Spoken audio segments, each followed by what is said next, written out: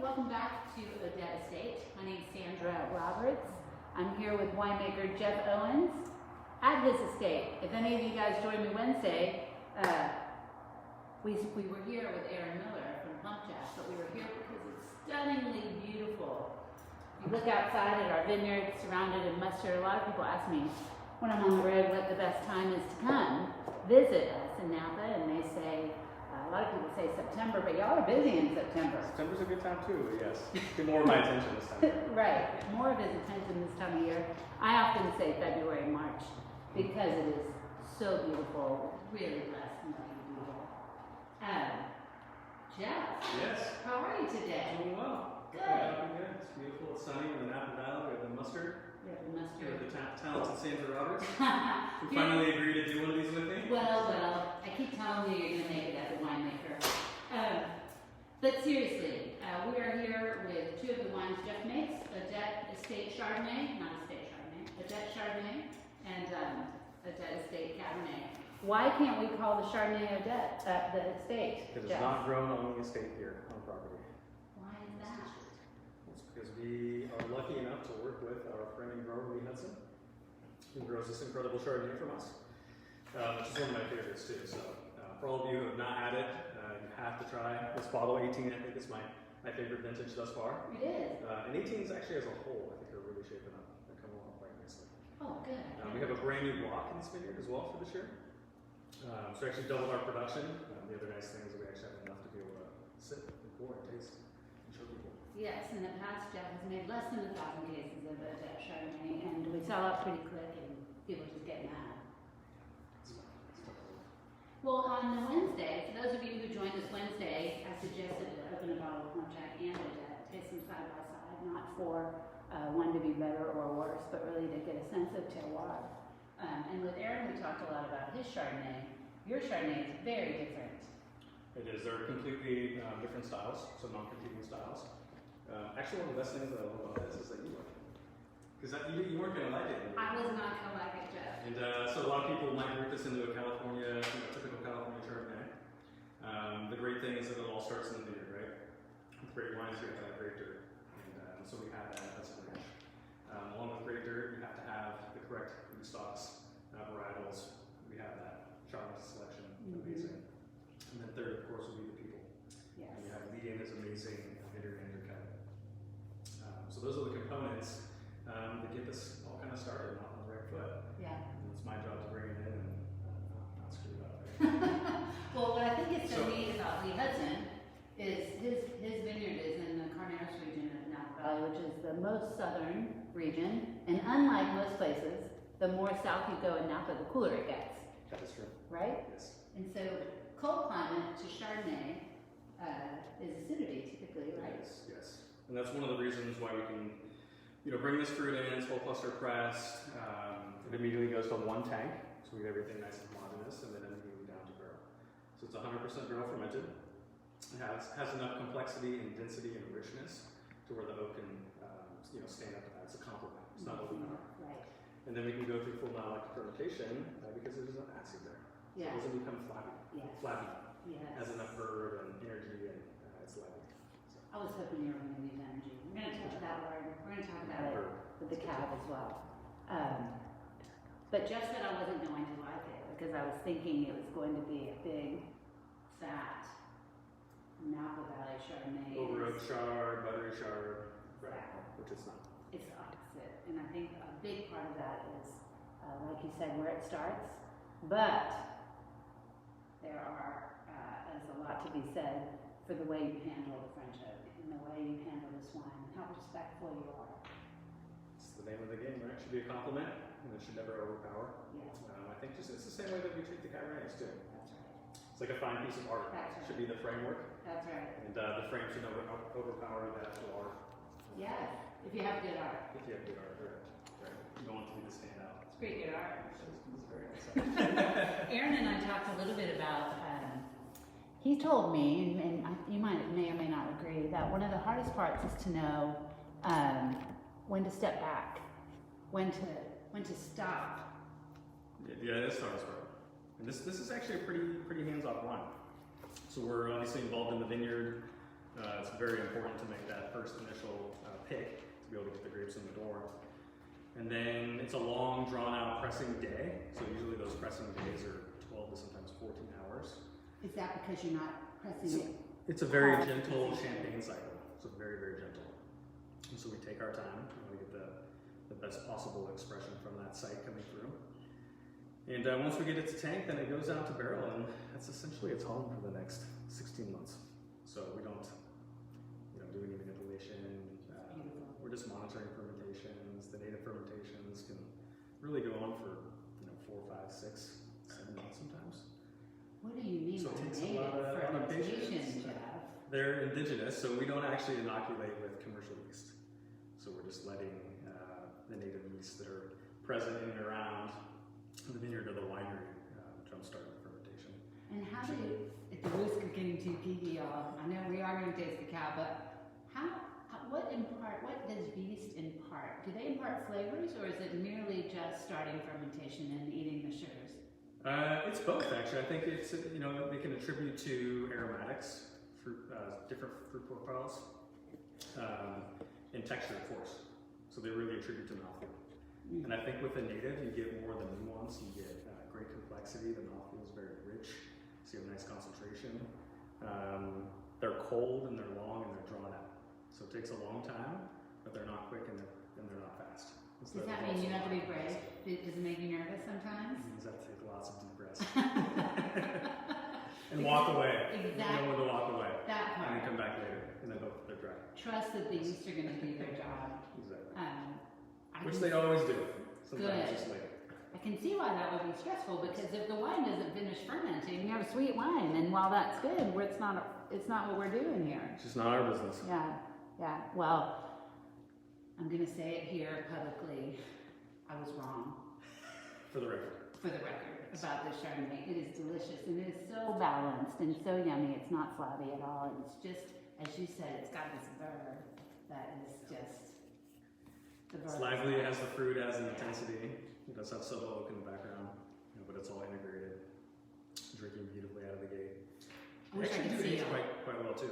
So yeah, that acidity. some mindful, but yeah. I said it Wednesday, but I think to me acid is really what props the wine up for the long term. If you think about squeezing a lemon over an apple to keep it from going brown, that acidity really props up the fruit and keeps it lively for a long time. It does. So balance is the key. Yeah.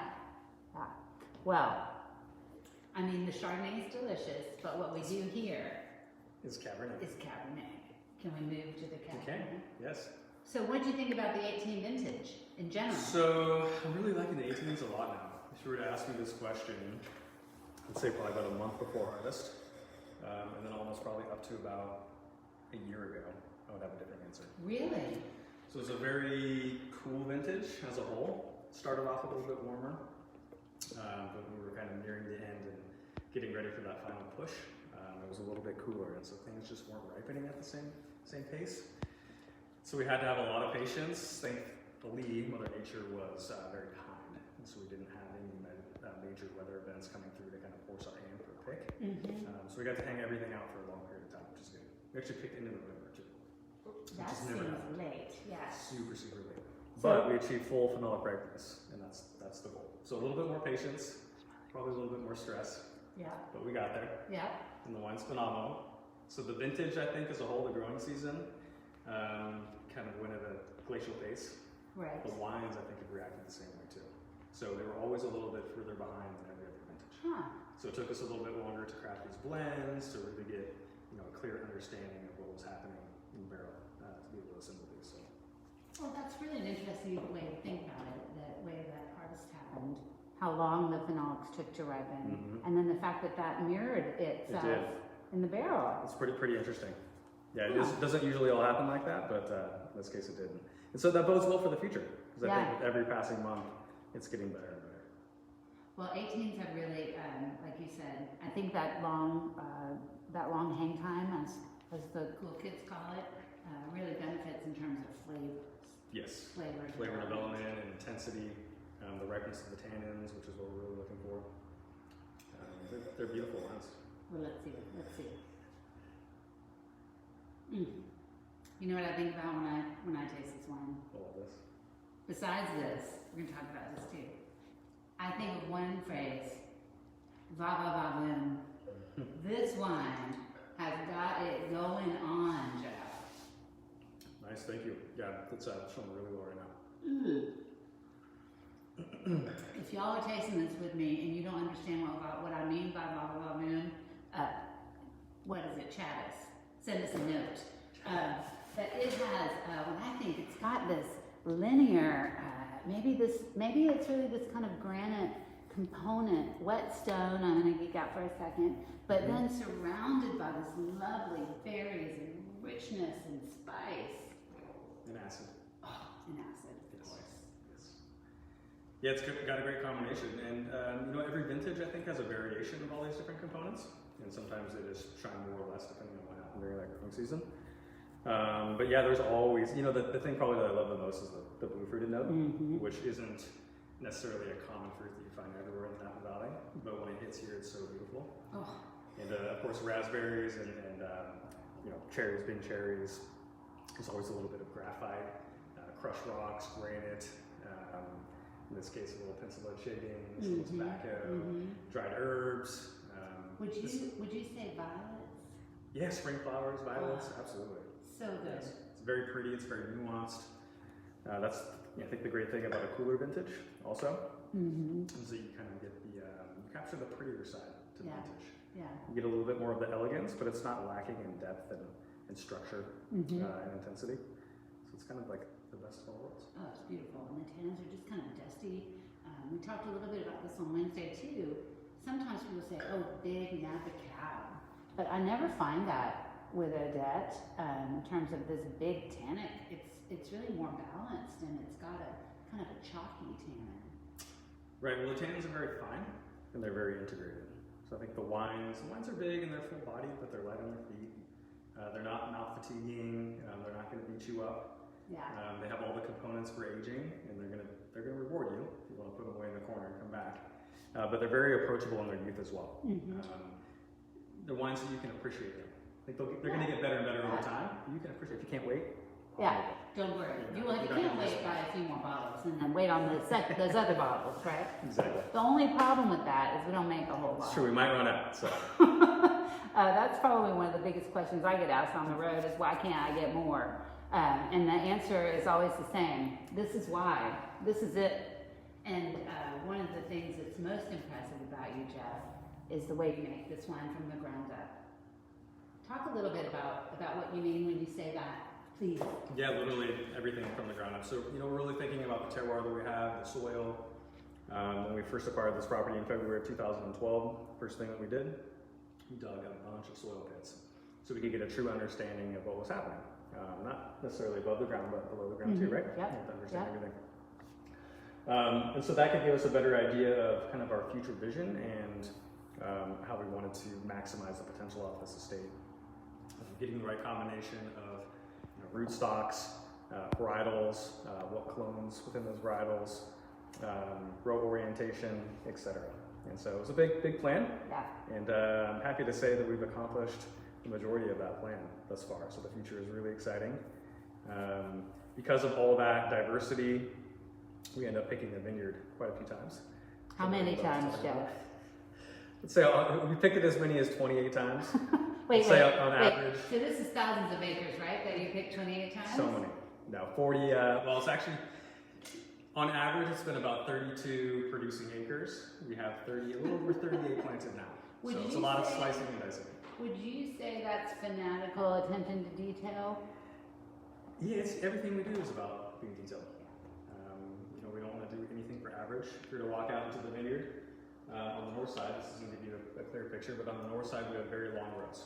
And it might look like one gigantic parcel. But within those different rows, there's lots of variation. And if you spend time out there and you walk the rows and you see the development, you're going to see differences in the way that the grapes are ripening and the flavors that are coming along. And so we want to capture that. Yeah. We don't want to capture the average. We want to capture the best moment for each particular part of those blocks. That gives me chills. That gives me chills. We don't want to capture the average. We want to capture the best moments of these micro blocks. And I think that's really the key you know, well, I mean, if any of y'all have been following us for any amount of time, everybody knows, because I brag about them all the time, that Jeff's first vintage as a winemaker was 100 from Robert Parker. But people think, well, people ask me how that happened, you know, and that's how it happened. It's this meticulous attention to detail. Yeah, I'm just glad you like the wine.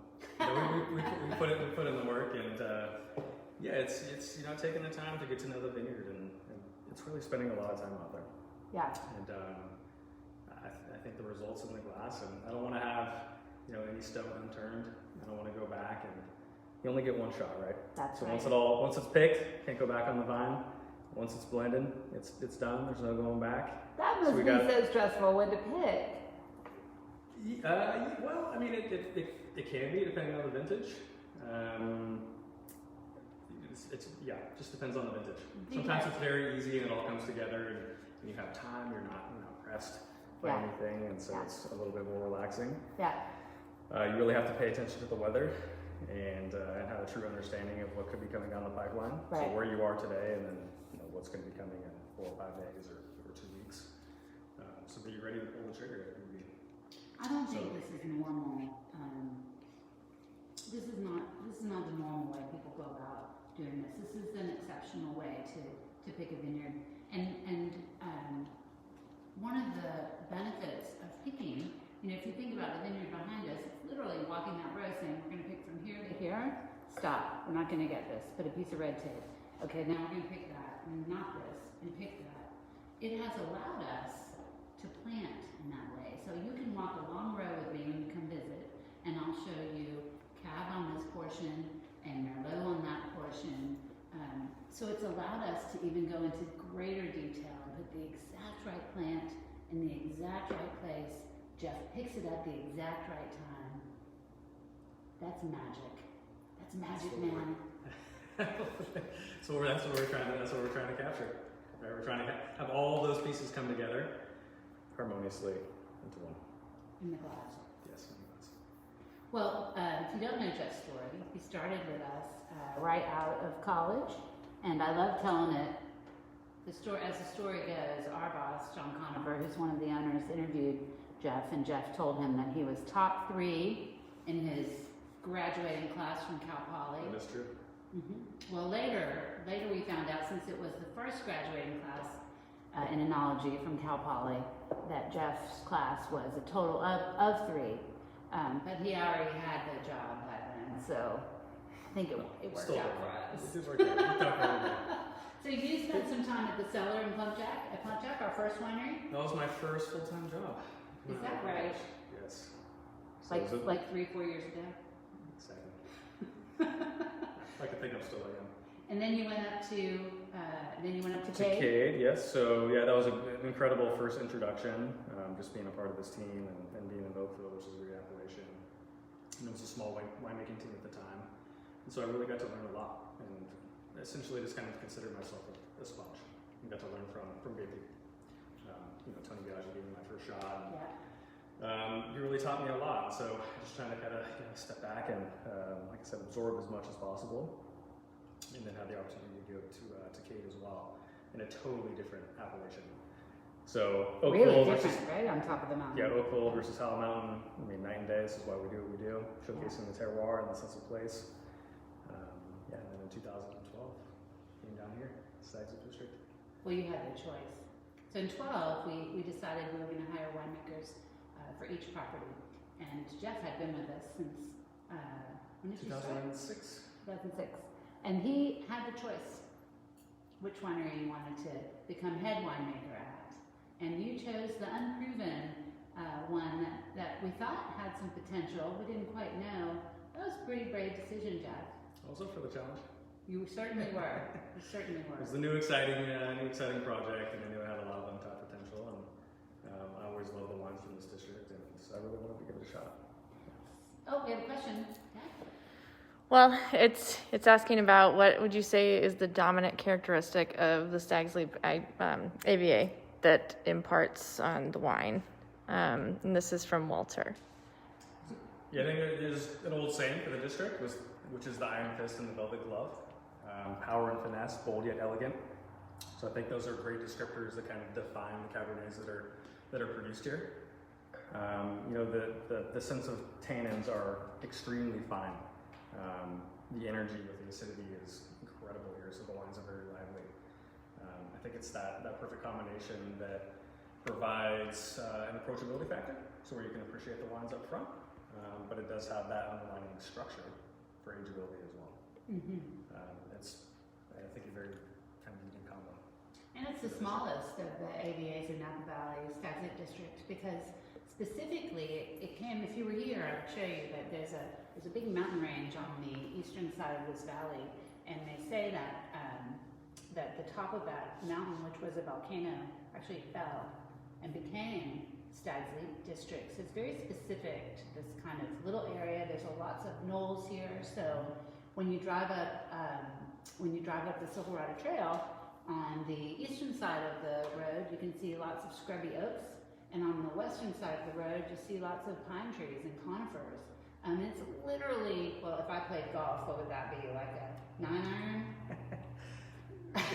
Maybe less. Maybe less. Pitching wedge. I mean, it's a pitching wedge from one another, seriously. And the terroir is so different. So we talk a lot about terroir on Wednesday, and why Plump Jack is different from Odette, which is different from Cade, our third winery.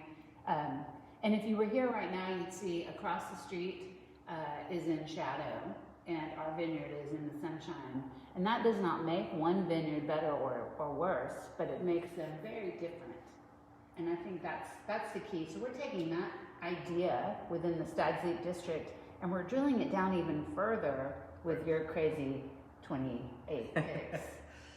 Yeah, there is a lot of variation here within the Napa Valley, and I think that's what makes it so special. It is. And we talk about the diversity in soils. We're almost like Burgundy, more than we are Bordeaux. Oh, even though we focus more on Bordeaux varietals. Right. But when we get down to the nitty gritty and we start thinking about all the details within the vineyard and all these separations and different expressions that you have, it's vast. It is vast. Yeah. I would say if you dropped Napa into Bordeaux, we would take up 15%. That's how tiny we are. We are 4% of the California wine business. I have another question for you. So I see that winery back there. Yes. Is there anything special about it? It's Gold Lead certified. It is? It's pretty new. It's All the Gold bells Lead and whistles. certified. Yeah, so tell me about some of the lead aspects that you think are neat. Yeah, absolutely. So you can't quite see it from here, but it does have a living green roof, which blends into our hillside block. It's kind of tucked inside this cove, so it's a great spot to have a winery. Solar panels on the roof on the backside as well. We have shipping containers, which I love. I know you love to talk about. Our shipping containers are Jeff's offices. They are. They're really cool. It's almost like being in the fishbowl, though. So we've got. It's pretty much like being in the fishbowl. So we've got glass on. Well, that's your fault. The reason why I say it's his fault is we Trying told to be accessible. we told Jeff when we were building this winery for him, he had already made a couple vintages here in the backyard. Well, actually, where we sit now, which has become a tasting room. But we told him that if he did well on his first vintage, that he would get windows and doors made of glass so that he could see out of the shipping container. Well, since he got 100 on his first try, Got lots of windows. he has all windows. It's all see-through. It's a testament to what you did. Yeah, it's really cool. Yeah, so shipping containers, office, lab, a little break room, which is amazing. All the space is unconditioned. So we're basically layering up and layering down, kind of depending on the weather. Yeah. Right. So do we have a question? Well, we have a couple of people here who, Betty and Ron, they've had the 14, 15, 17, and a few others, and they love them, and they said that the 14 is one of their favorites. Do you have a favorite of mine? The 16. It's the 16, baby. Just kidding. I love them all, to be honest. They're like kids, right? They all have a different kind of like unique expression and personality. 12 is always going to have a home and a special place in my heart just because it was the first. Not only for me as a head winemaker, but for Odette as well. That's right. 13 was an incredible follow-up. I think 14 often got overshadowed by 12 and 13, but is an incredible vintage. I actually just tried the 14 estate earlier, and it's magnificent, so it's showing really, really well. 15 is great, just kind of a warmer, more concentrated, deeper expression, very tiny notes. And then 16 was, picture perfect. That was like the easiest vintage I think that I've gone through. Where Is that the one where you said it just kind of came together? everything just came together perfectly. I mean, we didn't really have to make too many adjustments on any level, and so that's kind of when it's right to walk away. Walk away because everything is done for you. And then 17, we had beautiful wines, but there were some challenges there for sure. Well, 17 we had horrific fires here in the Mountain Valley, and it was closest here to Odette. So we had about 30% picked. Yes. 30% or so picked before the fires happened, and so that's basically what we were able to make. The nice thing, the thing that I'm proud of is we won't make it if we can't make it great. We're in the great business, and we won't put our name on something that you're going to drink if we don't think it's worthy of you. Honestly, I mean, I think that's it. The bottom line. Yeah, it's tough year, challenging year. How'd you feel like, so after 17, I remember dropping off pizzas here for y'all, wearing my N45 mask before masks were masks, and I mean, it was smoky, your eyes were watering, and 18 must have just felt like literally a breath of fresh air. It was a very, very nice turn of events. Yeah. And a great follow-up. Yeah. And the yields were great that year too. So quality was high, yields were high, it was a win-win. Yeah. Yeah, that's a good. So yeah, except for that long kind of waiting period until the one we picked. Oh, we have another question. Well, first of all, your family's on, and they want to make sure they say hi. And the other is the 1.5 Magnum 2012 Odette Cabernet ready to drink? It is. If someone was going to pop a bottle, I would be extremely pleased and happy. Actually just had a 12 about 3 weeks ago. It was amazing. And I love this window too. The 7 to kind of 10, 11, 12-year window is a beautiful window for the Napa Valley. So I would certainly say, if you just can't wait, you're not going to be disappointed. Magnums will age a little bit longer, so you have some time if you can't, if you want to hold off, but yeah, you're not going to be disappointed. Yes. Do the mustard greens between the vines grow naturally, or do you need to seed it each year? They are seeded, so they do happen naturally in a lot of places throughout the valley. But we actually we seed the rows for cover crops in the fall. So what you see is actually planted. So, I mean, to get rid of them, do you use a bunch of pesticides after? What happens then? We are all all organic here. So no pesticides. Obviously, anything that we're putting into the vineyard, we don't want to have absorbed, within the vines and then ultimately in the glass. So we're very careful. Exactly. Yes. So just like with everything we do, starting in the vineyards to our green building, trying to be as aware. Our boss again, John Conover, who's one of the owners, speaks a lot about a conversation that he had with the owner of Romani Conti in Burgundy, and he said that the conversation went something like Aubert de Villaine had just been offered billions of dollars for the estate, to which he responded, it was not his to sell. And our boss, John, said, what do you mean? Your family's owned this for generations. And he said, it is my job to take care of this land before we pass it to the next generation. And I think we really consider take himself that a to steward. heart. Yeah. He thought it's a responsibility to take care of the land. That's right. I think that's very important to us too. We're here for a short time, and hopefully our impact can be positive. Yeah. It's a good goal. Yeah. So we're getting so many questions about, you must have a lot of fans on here because there's a ton of questions about when do I drink this wine, and it's like all your vintages. Do you have a general piece of advice for wine consumers in terms of when they should be consuming their wines? They're Odette wines, sorry. Yeah, of course. I think the best answer for that is, when do you like to drink wines? Yeah. Because everybody has a different goal in mind, and a different appreciation for how they like to drink wines. Yeah. And so I can't change that. I can give you my personal answer, but that may vary a little bit from what you like. Like I said, I think for the Odette wines, if you can drink them out of the gate for sure, quantities, no doubt, as we do often. If you wanted to drink them along the way, I would say definitely pop them open all the way until 7 years. I think once they hit that 7-year mark, then they really kind of come into their own. They're so beautiful and developed at that point. And then they can continue on depending on the vintage and the wine itself. And the closure. And the closure too plays a big role, of course, always.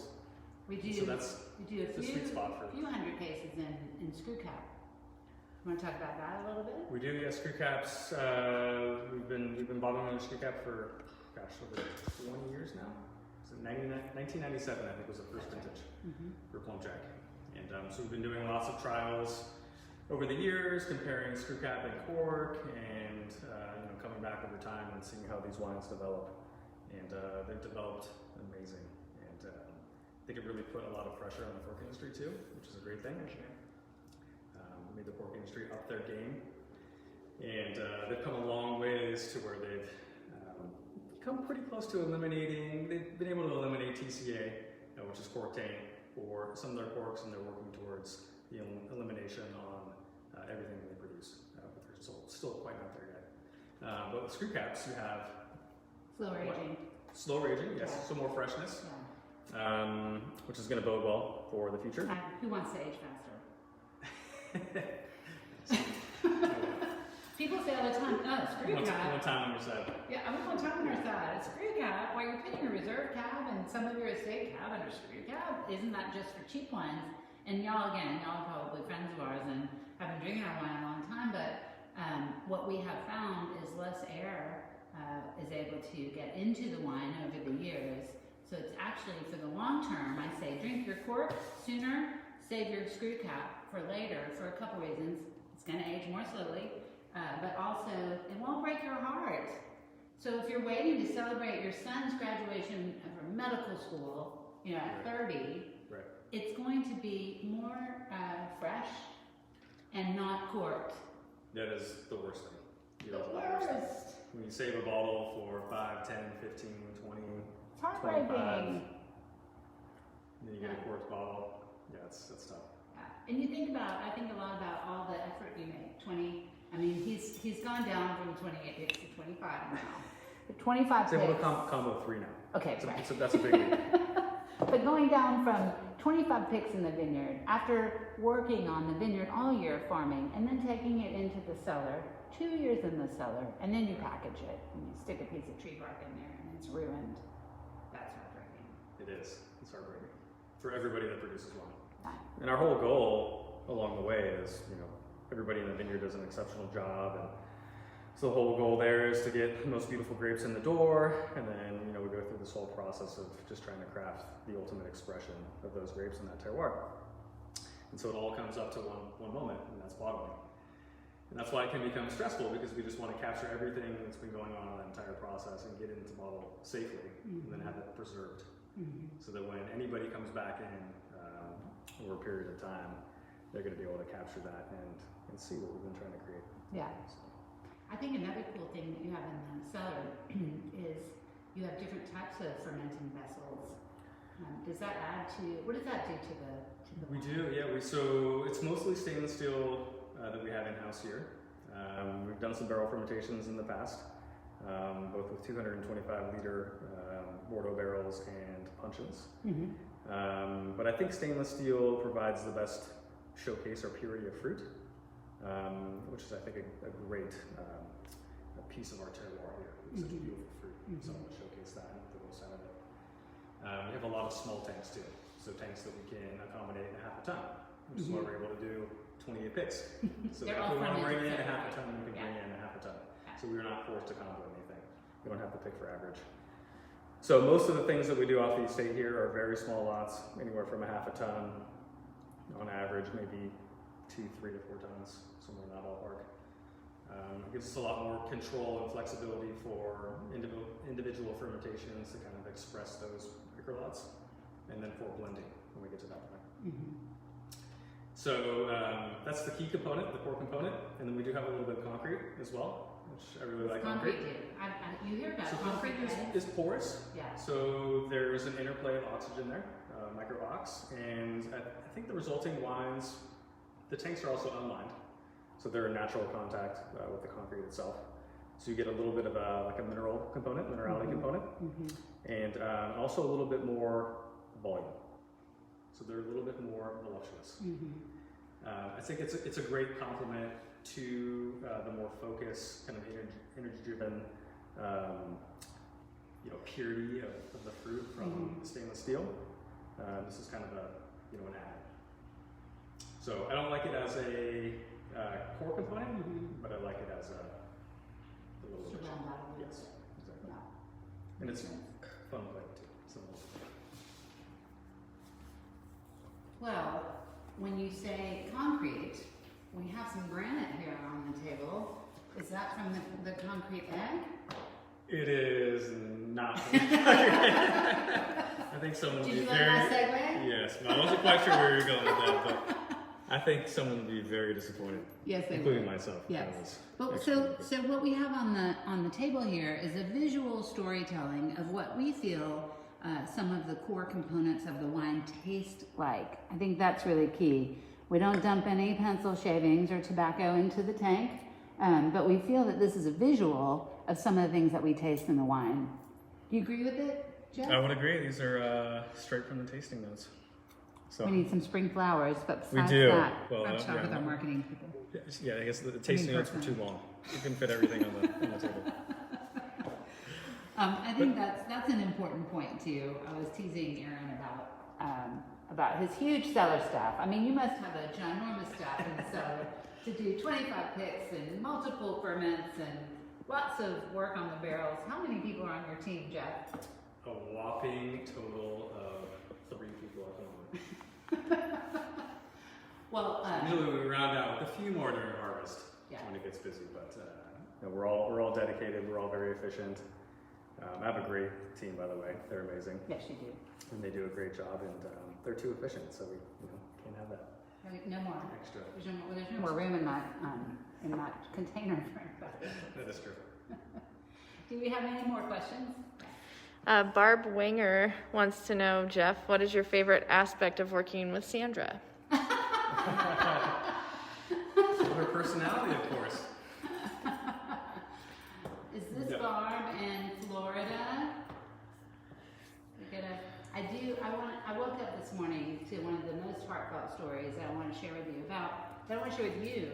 about all this work that you do in the vineyard, but how we grow, your attention to detail, how we pick and ferment, cheers in the cellar, tasting, bottling, getting it out into the world, how it affects people. So I woke up with one of my best girlfriends, Jen, leaving me a message. She's on the East Coast, so it was early, but she was so respectful. Anyway, telling me about a couple that we hosted here a few years ago, and Barb and Klaus, and that they enjoyed our wine so much and their time with us so much that unfortunately Klaus passed of cancer this summer, and that we were a part of his celebration of life. And wow, man, that is it's a big deal. That's the smallest thing I can say is that it's a big deal, and that's why we do what we do, so that we can be a proud part of your life. And honestly, we don't get to do what we do without you. It's a team effort. Yeah, that's really cool. Yeah. It's great to hear that. It's really fun to make wine, and I have a passion for what I do. But it's great to hear the stories, and most importantly, to have it in glass, right? Yeah. To create those memories and be a part of people's lives. That's probably the most important thing. Yeah. It's the most rewarding and Yeah. satisfying. I say, y'all, when winemaking is happening at harvest, when it's crunch time, and these guys are working 12, 14, 16 hours a day, nonstop, for weeks in a row, and now y'all are tired, I say, what you're doing today is going to be a part of weddings and celebrations and birthdays. And remember that. Remember all this energy that you're putting forth. Goes out into the world. I know I sound California, but it's kind of cool what we get to do. It's very cool. That's the ultimate compliment. Yeah. To be a part of something real special. Can we say cheers to Claus? Absolutely. Cheers. Cheers. And Barb also wanted to follow up with that they love you, Sandra, and Jen, Vin, and Barb from PVB. That's what I thought. Cheers, Barb, Jen, and Ben. Any other questions before we kind of wrap this up for Jeff? Any other additions I forgot? I don't think so, no. I'm just I'm loving the 18s, like I said right now. I'm really happy with where both these wines are. And they're very point in life, and I think they're going to get better and better over time. So I'm really excited about that too. But if you're not sure, get two. Like one for now and one for later. Cases, right? Well, yeah. No, seriously, y'all. We don't get to do this without you.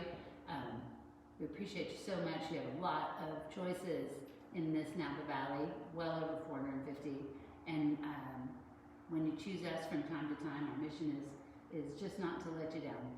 So, hope you have a weekend. Happy weekend. Cheers. Cheers. Thanks, everybody.